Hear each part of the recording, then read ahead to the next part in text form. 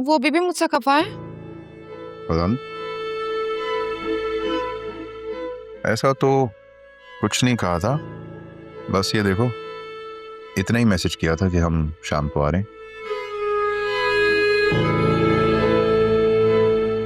वैसे मुझे पता है क्या लगता है, मुझे लगता है कि वो तुम्हारी बात मान गए, घर दिलवा रहे हैं हमें। मुझे कुछ नहीं चाहिए, मुझे बस पापा से मिलना है। मैं बहुत गिल्टी फील कर रही हूँ। तुम क्यों गिल्टी फील कर रही हो भाई? तुमने ऐसा कुछ नहीं किया।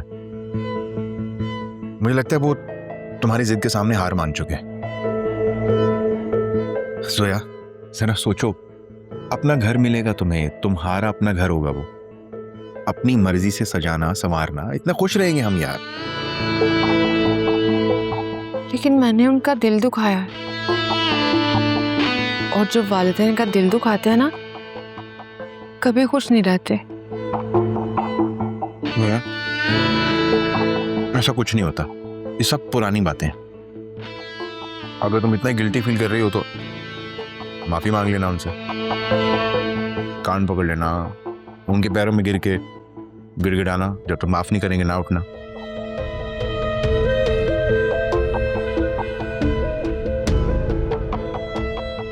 अच्छा बाबा, अगर तुम माफी नहीं मांग रही तो मैं मांग लूंगा। कान पकड़ के उनके पैरों में गिर के गिड़गिड़ाऊंगा, आंसू बहा दूंगा, जब तक माफ नहीं करेंगे नहीं उठूंगा। कमाल करती हो तुम। अरे माँ अपने बच्चों के लिए क्या कुछ नहीं करती यार, तुम तो फिर भी हक और सच की बात कर रही हो। अच्छा काम करने जा रही हो, अपने बच्चों के लिए छत मांग रही हो ना। असफर, अगर बाबा हमें घर दिलाने से इनकार करने आ रहे हुए तो आप तब भी उनसे माफी मांगेंगे? अगर ऐसा हुआ तो सीढ़ियों से धक्का दे दूंगा।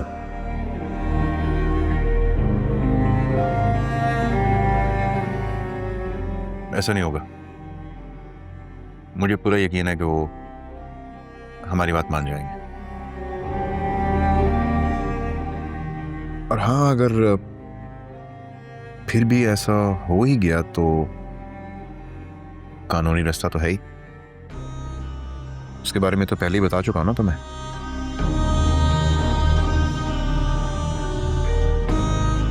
खाना तो खाओ।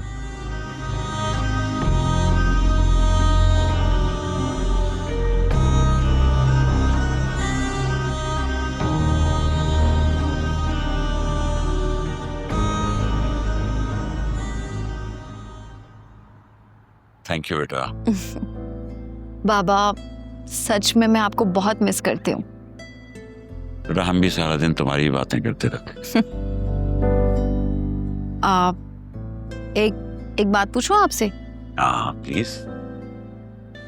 बाबा, आपकी अकरम से क्या बात हुई थी? बैठो बेटा। अच्छा वो तुमने ये जिक्र छेड़ा, मैं इस बारे में तुमसे बात करना ही चाह रहा था। क्या राय है तुम्हारी अकरम के बारे में?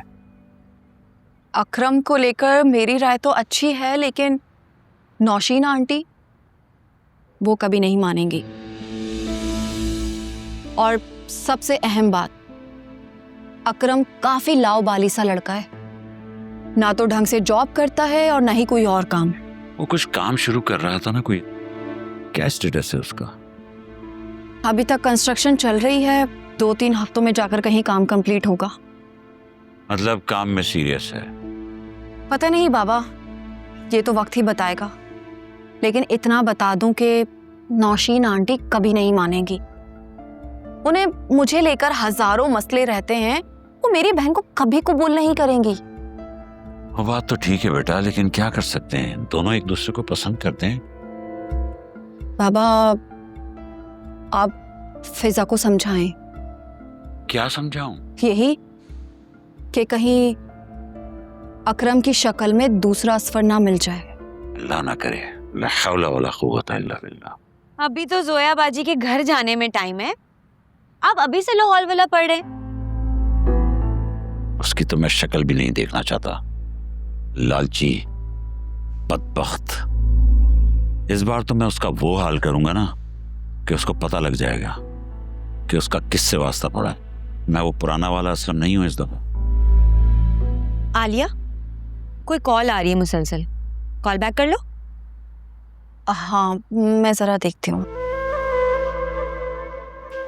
मैं भी जाऊं? ड्यूटी पूरी करो। गुस्सा दिलाया मुझे। 10 मिनट। Yes boss. लेकिन तुमसे अच्छा आलिया दबाती है। मुझे पता है, वो चली गई है ना इसलिए। हाँ, गुस्सा दिलाया भी तुमने मुझे।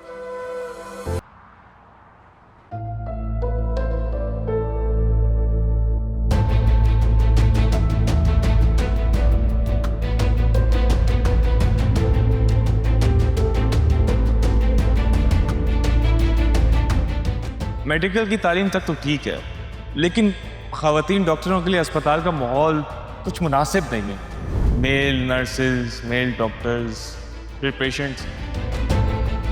तुम समझ रहे हो ना मैं क्या कहना चाह रहा हूं?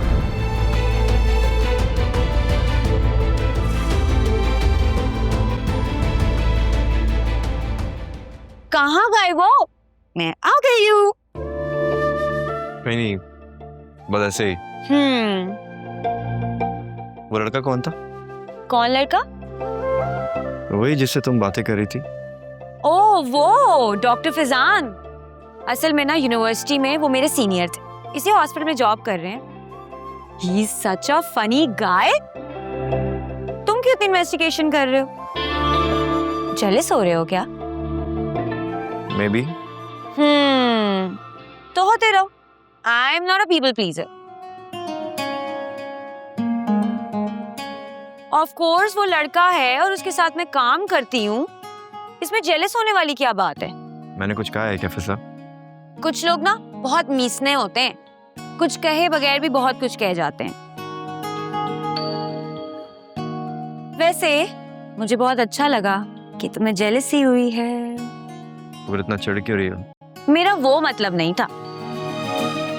हम एक दूसरे से कोई अलग नहीं कर सकता, कोई भी नहीं। क्योंकि हम एक दूसरे के लिए बने हैं। हम शादी कर लें। चाहती तो मैं भी यही हूँ। तो बताओ कब घर वालों को तुम्हारे पास लेकर आऊं? जब तुम मेरे खर्चे उठाने के काबिल हो जाओगे तब। एक तो यार तुम बिना सारे रोमांटिक मूड का बेड़ा गर्क कर दिया तुमने। चलाओ मैं तुम्हें ड्रॉप कर देता हूँ। चाय पिलाओगे?